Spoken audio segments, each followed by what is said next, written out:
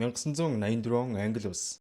Нийслэл Лондон хотоос нэлээдгүй зайтай байх Эврингтон хэмээх жижиг хотод Билли Эллиот хэмээх 11 настай хүү өглөөний цагаа бэлдсэн шигээ байх бөгөөд түүний аав ах хоёр нь эдний хотод байрлах нүүрсний урхад ажилдагч. Уурхай ажилчид цалингаа нэмүүлэхийн тулд бүгд ажиллаа хийж эсэргүүцлийн жигсаал зохион байгуулж байгаа юм байна л да.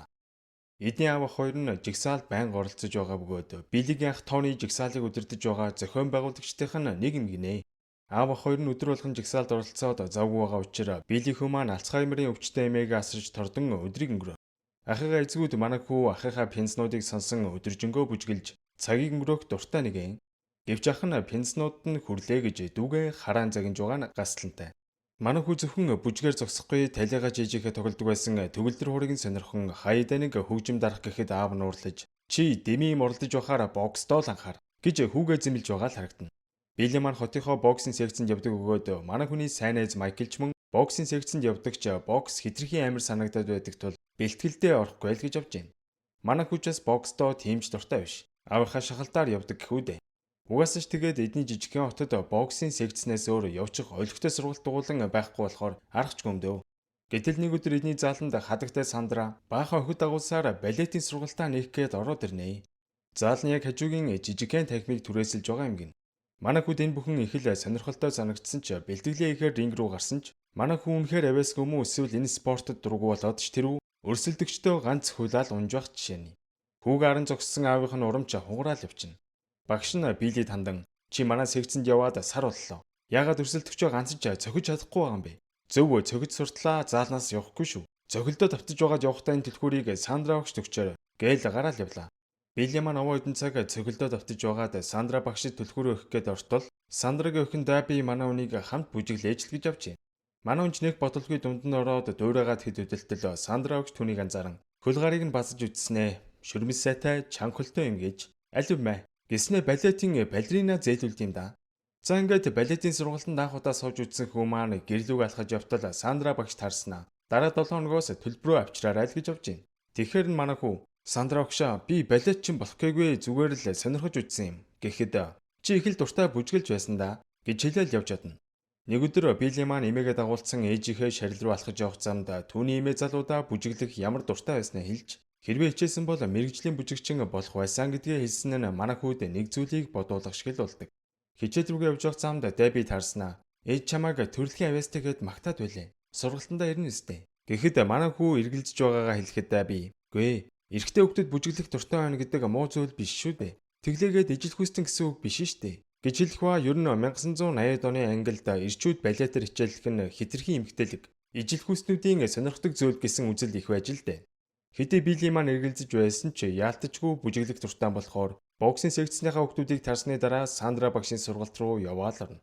Сандра багш түүнд балетийн үндсэн хөдөлгөөнүүдийг ном журмаар нь зааж эхлэх ба манай хүн боксинг секцэнд өгөх төлбөрөө Сандра багшид өгж байгаа л харагдана. Сандра багш нөгөө балеринагаа түүнд бүрмсэн өгч бэлтгэлдээ байнга өмсгөр болох ба балетийн сургалтанд явж байгаа гэдгээ аваасаа нууцлж балеринагаа матрасныхаа доор нууж эхэлдэг. Биеийн тамирын хичээлээр Майкл Билли хоёр маань угаасаа сайн гүйж чаддгүй болохоор гүүх замаа товчилж гүрэн дуугуур гарч байгаа харагдахаа манай хүн санаан зовж байсан ч сайн найздаа балетийн сургалтанд явж байгаагаа хэлэхэд Майкл түүнийг шоосонгүй. Тэгвэл чи түүтүү өмсдөг гэсэн үг үл гэж завж байна. Түүтүү гэдэг нь балетч охтын өмсдөг даашинзыг хэлж байгаа шүү. Манай хүү дугууландаа итэвхтэй явж Сандрагийн заасан хөдөлгөөнүүдийг сурахын тулд маш их чармааж байгаа нь харагдах ба бүр хотынхоо номын сан руу ороод балетийн ном авах гэсэн ч наатаг чинь зөвхөн охтуудад л өгдөө. Гэд халгаахгүй ахаар нь ямар сайндаа хулгайлж байх вдэ. За ингээд номноос Сандрагийн заагаагүй хүнд элементүүдийг биедан сурж эхлэх ба ирихнээсээ нүүн ванныхаа өрөөнд бэлтгэлээ хийж эхэлнэ. Ингээд 7 хоног давтаж хичээсний эцэст балетийн 360 градус нэг хөл дээр эргэдэг хөдөлгөөнийг төвгүүхэн хийдэг болчлоо шүү. Балетийн хөдөлгөөнүүдэд сайн хийж урам орсон хүү маань бөөн баярлж гудамжинд хүртэл бүжгэлж их л аз жаргалтай байгаа л харагдана. Гэтэл энэ үед манай хүүгийн аав ах хоёр нөгөө жигсаалд оролцсон тэмцэж байсан ч олигтой үр дүнд хүрч чадахгүй л байлаа. Яж хаад эдний хотын залуусын бараг дийлэнх нь энэ нүүрсний урхад ажилдаг болохоор цалин мөнгөчгүй болж амьдрал нь хэцүүдэж эхэлж байв. Хамт тэмцэж байсан залуусын зарим нь аргагүй өрхөнд ажилдаа буцаан орж ажиллаж эхэлсэн ч энэ хэд тэднийг үзэхгүй. Ажилдаа явдаг автобус руу гартаарснаа шийдэн муу сайн уруугчд химээ нөгөө эдийгээ хараан зүгсээр л. Тэгснээ бүр дэлгүүр тарахтаа хүртэл үг хаян бусдаа сурваад олж байгаа мөнгө чинь хоол болж гэнэ үү. Гих зэрэгээр шарын малтаж барьж авч зодтолдох нэ баг. Нэг өдөр хотын залуус жагсаалаа хийгээ зогсож итэл Биллийн боксing багш ирсэн ээ. Билли өөрд дугууландаа ирэхгүй бах юм. Ямар нэг юм болоо юу гэж ааваас нь асуухад мань хүн бүр гайхаж хүүгээ боксийнхаа дугууланд явж байгаа мó гэж асуухад өө би явж байгаа штэ. Гээл гарч удахва түүний аав араас нь даган заал руу яваа ортол Билли бага охтуудын дунд орсон балет бүжиглж байхыг хараад бүр шок. Билли алив найшир гэж тэрүүгээр нэг орилоход Сандра агш гайхан бүх юм зүгээр юу болоод байна. Гэхэд Билли багшаа хэрэггүй гэж хэлээл аавыгаа дагаал гарна. Аав нь гэртээ ирснээр Билли тандаж би ажилгүй болсон чи чамааг боксing дугууланд явуулж байхад чи ижил хүстүүдийн имийг сонирхно гинэ. Чи хараал идсэн ижил хүст юм уу? Их зэрэгээр дормжлоод эхлэхэд Билли ч өөрийгөө мөрж. Та ч юу яриад байна? Би балетаар хичээллээгээд ижил хүстэн гэсэн үг биш штэ гэж хатуугаа хэлэхэд имэж Биллиг мөрж. Биж залуудаа бүжгээр хичээлсэн бол мэрэгжлийн бүжигчин болох байсан. Гэхэд та амаа тат. Би хүүтэйгээ ярьж байна. Билли чи одооноос тэр зааланд нэг алхмал ойртоод үзээрэй. Арьсыг чинь хуулж орхино шүү. Хичээлээ дараад эмээг хараад гэртээ сууж байна. Гэж хэлэхэд Билли би таныг үзэн ядч байна. Гэт хэлсэн биш аав нь барьж аваад зодох нэ зодох нь. Манай хүч урандаа гэрээсээ гарч хүн зам дээр хамаг уураа гаргаж байгаа л харагдана. Маргааш нь Билли маань хичээлээ тарчаад Сандрагийн явж очиод багшаа би дахиж балетандаа явж чадахгүй болсон. Аав намайг явуулахгүй гэсэн. Гэхэд Сандра түүнийг орой олон дурж гэртээ оруулах ба чи үнэхээр балетаар хичээлмээр байвал аавтайгаа сайн ярилцах хэрэгтэй. Гэж хэлэгч манай хүү аавынхаа занг мэдэлгүй яхав. Тэр балетийг хизээж ойлгохгүй. Намайг заал руу зүгэлбэл зодно гэсэн. Гэж хэлэхэд Сандраш нэлээд гонглж төрөлхийн авьяастай шаваа алдаж байгаадаа дурамчхан л байлаа. Энэ үед Сандрагийн нөхөр Биллийн аавыг шүүмжилж танаа аав ажилгүй өвчхахын оронд тэр ажиллаа хийгээсэй. Удахгүй өвөл олон бид нэр нүүрсгүй яах юм. Их зэрэгээр бухимдаад эхлэх үед манай хүү Дабиг өрөөнд яваал орлоо. Ингээд хүүхдүүд болсон юм хойно хоорондоо ноцолдож байгаад удалгүй үнсэлцэх нэ мань хоёр. Энэ үед Сандра Биллиг дуудан гэрлүүнд өхүүлж өгваа. Билли тандан чи дугууланд маань явж чадахгүй баснаа тун харамсалтай юм. Уул нь би чамайг хатааны балетийн сургуульд орж чадхаар чадварлаг хүүхэд гэж боддог. Сарын дараа тэдний сургууль шинэ эсэлттэй авна. Би чамайг бэлдээд өгье. Гэхэд Билли бүр гайхаж багшаа аав надад төлбөрийн мөнгө өгөхгүй штэ. Тэглээж намайг орчвол би өвтлээ зодуулах бах. Гэхэд Сандра альвэ Билли. Чи энэ сайхан төрөлхийн авьяасаа ингээд хөсөр хайж болохгүй. Оролдоод үзгэл хэрэгтэй гэж зоригжуулж аваад удахгүй сургуультай эхлэхээр тохирно. Манай хүн талаар найздаа хэлэх гээд гэрлүүн яваа ортол Майкл нүрээ бутсан өхний даашин зөмссөн байхыг хараад манай хүн бүр шок. Чи чинь яаж хавь гэж асуухад Майкл "Гүй, зүр ихчийнхаа хувцсыг өмсч үтсэн юм аа." гэж хэлэх ба Билли Лондонд байх хатааны нэрмжид балетын сургуульд шалгалт өгөх гэж байгаагаа хэлэхэд чи явчвал найз нь их ганцаардах байх та гэж гунигласан ч ирээдүйн төлөө хүсэл мөрөөдлөө дагаад явах хэрэгтэй найз минь гэж урам өгнө. Сандра огш манай үг хамгийн нандиндаг зүйлээ аваад ирээрэй гэж хэлсний дагуу Билли маань ээжийнхээ бичсэн загтлыг авчрах бөгөөд Биллиг ээж хорт хавдраар 2 жилийн өмнө өнгөрж л дээ. Нас орохын өмнө хүүдээ загтал бичиг үлдээснийг нь манай хүү үг бүрчлэн цээжилж өрхөж. За ингээд багшаа хоёр маань орчин цагийн бүжгийг балеттэй хослуулан бэлтгэлээ эрчимтэй хийж эхэлнэ. Нэг өрөө Билли унтаж байтал ах нь хүрмээ өмсцэн алх барьцсан гэрээсээ гарах гэж байгааг хараад "Тони, та чинь хар шөнөөр хайчих гэж байгаа юм бэ?" гэж асуухад чи дугаа унтал гэж байна. Гэтэл аав нь босч ирээд "Тони, хар үрээр хайчих гээд байгаа. Наад алхаараа яах нь вэ?" Гэтэл явж уурхаан торыг тастатаж унгамаар байна. Бид өчнөө сарал тэмцлээ. Юу ч дээрцэнгүү. Гэхэд аав нь "Дэмирээд байлгүй өрөөндөө буцаад ор" гэсэн боловч ээжийг өнгөрснөөс хойш манай гэрийн амьдрал бүр сүйж дуслаа. Та арчаатай байсан бол өөрөөр амьдрах байсан юм. Муу арчаагүй новш гэж аавыгаа арахад аав нь тиссэнгүй. Хүүгээ цохиол авлаа. Тони ч урандаа алхаа барин гэрээсээ гарч одохва. Аав ах хоёрын энэ хэрүүл уруулаас болж манай хүмүүс бэлтгэл дээрээ төвлөрч чадахгүй. Амархан хөдөлгөөнүүдэд алдаад бахаар нь Сандра багш уурлан "Билли, юу одоо төвлөрөхгүй байгаа юм бэ? Алив төвлөр. Анхааралтай байл да." гэж хэлэх ба хэд алдаад бахаар нь багш хүний байр загинтал Билли уурснаа. "Би энэ мангар хөдөлгөөний чинь хийхгүй" гэж гүжүүлээд нойлын өрөөлөв гүгээл орчин. Сандра багш араас нь нэртэл Билли багш руугаа орилж "Та манай аав ах хоёроос ямар ч ялгаагүй амтан. Та намайг балетын сургуульд оруулах нэрийдлээр өөртөө л ашигтай юм хайж байгаа биз дээ. Үнэн биз дээ" гэж орилоход Сандра үнийг тиссэнгүү нэг сайн алгадаал авна.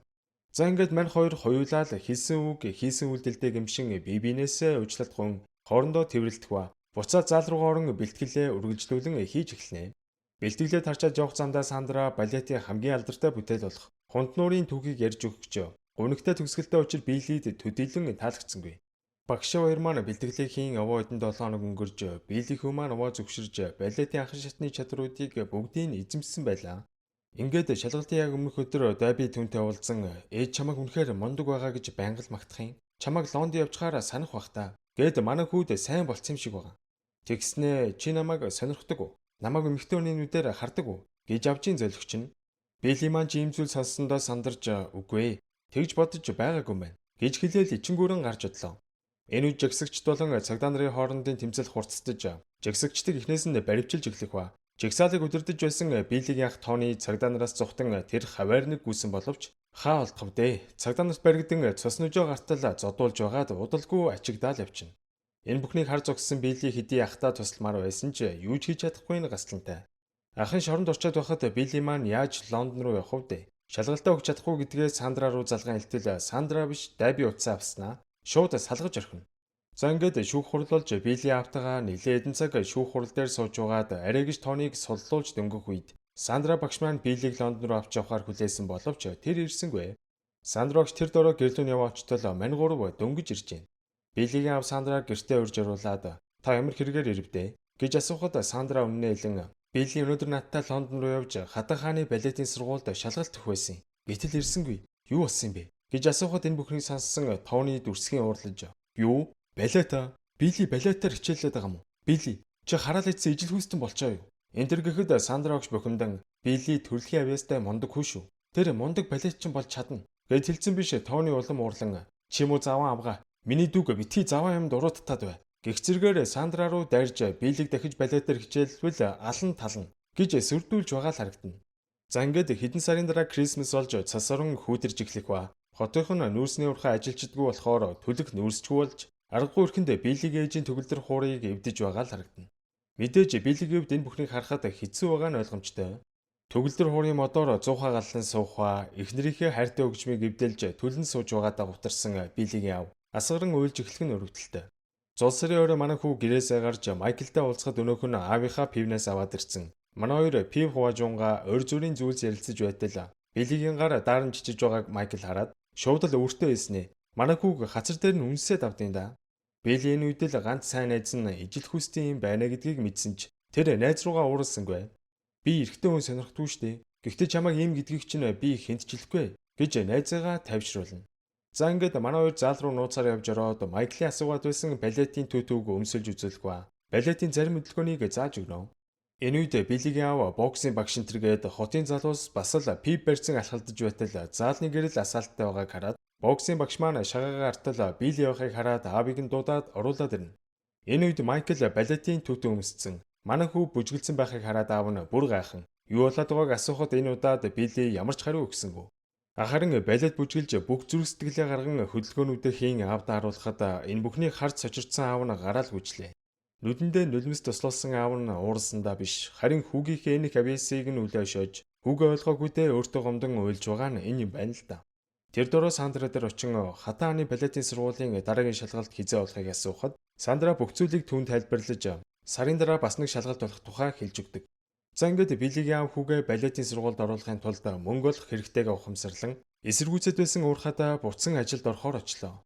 Ингээд автобусандаа суугаад уурхаараа явж байтал Тони жагсагчд дунд өндөг мөндөг шидээ зогсож байснаа аавыгаа хараад нүдэндээ ч тгсэнгүү. Уурхан ашиг даван аав дээр гүйж ирээд та юу хийж байгаа юм бэ? Гэхэд аав нь бүх хүчрээ хэлэн Биллигийн сургалтын төлбөрийг олох хэрэгтэй байна. Гэхэд аав энэ хүртэл тэмцчихэд одоо бууж өгч болохгүй. Биллигийн төлбөрийг яаж хийгээд болгоно? Гиссээр угаад аавыгаа ажилуулсангүй. Тэр өрөөнд Тони дүүдэ хандан ээж амьд байсан бол чамайг юу ч хийн гэсэн дэмчгэл байсан. Намайг уучлаарай Билли. Би чамайг дахиж хориглохгүй гэж хэлэн одоо л дүүгээ ойлгож эхэлж байна да. Аавынхын танилуд Билигийн төлбөр зориулж хөөрхөн хідэн цаас өгсөн ч хаана ч хүрхгүй байсан тул Билигийн аав талигач ихнэрээсээ үлдсэн сүүлчийн үнэт зүйл болох алт идлийг нь зархаас өөр аргагүй болдог. За ингээд Билигийн аав хүүгээ дагуулan Лондон зорих бөгөөд тэр өмнө хизээч Лондонд ирж байгаагүй. Өөрийнхөө хотоос гарч үзээгүйгээ хэлэн хүүгээрээ бахархаж байгаагаа альдаг. За ингээд Хатан хааны нэрэмжит балетын сургуульд яваа ортол угаасаа өндөр төлбөртэй маш элит сургууль гэдг нь ойлгомжтой байлаа. Манай хүү анхудаа өөртөө адилхан балетчин үгүүдийг харах ба эмчи үзлэг дорон бие хаагаа шалгуулж байх үедээ нэг л эвгүй санагдаж хурдхан гэрлүүгээ хармаар санагдан аав би ер нь боллоо хоёлаа буцъя гэсэн боловч аав нь энэ хүртэл ирчээд бууж өгч болохгүй буцаад ор гээл оруулна. За ингээд манай үгийн шалгалтын цаг нь болж шалгалтын өрөөлөд ороход овоо өдөн багш нар сууж байна. Билли Сандратай бэлдсэн үзүүлбэрээ үзүүлэх үедээ сандарснаасаа болоод хэд хэдэн алдаа гаргах ба багш нарын царай нэг л дурамчхан байсан учраас ер нь би тэнцэхгүй байна гэд бодчихноо өрхий. Өөртөө урж бухимдан сууж байтал балетчин бандрын нэг аргадах гэж оролдоход манай үгийн дургуун хурч цохиод авдیں۔ Да. Ингээд шалгалтын төгсгөлийн хэсэгт даавтайгаа хамт ярьцлага өгөх ба өөрийнхөө ийм хөвгүнийг цохиж хүчирхэл хэрэглэх нь энэ сургуульд байж болохгүй үзэгдэл гэдгийг багш нар нь сануулдаг. Ингээд багш нар үргэлжлүүлэн хэд хэдэн асуулт асуусан ч аав хоёр маань хэн жолигтойхон хариулдагч чадсангүй. Билигийн аав би балетын талаар сайн мэдгүй. Гэхдээ хүүгээ хүснээ хийж амьдраасаа гэж хүсэж байна. Гэдгээ хэлэхэд багш нарын нэг Билигээс чи яагаад балетаар хичээлэх болсон бэ? Балетын юу чамайг татсан гэж асуухад Билли би зүгээр л бүжиглэх дуртай. Балет бүжиглэхэд бүх зүйлийг мартан хөвж байгаа юм шиг л болдог гэж өөрийнхөө бодсныг хэлдэг.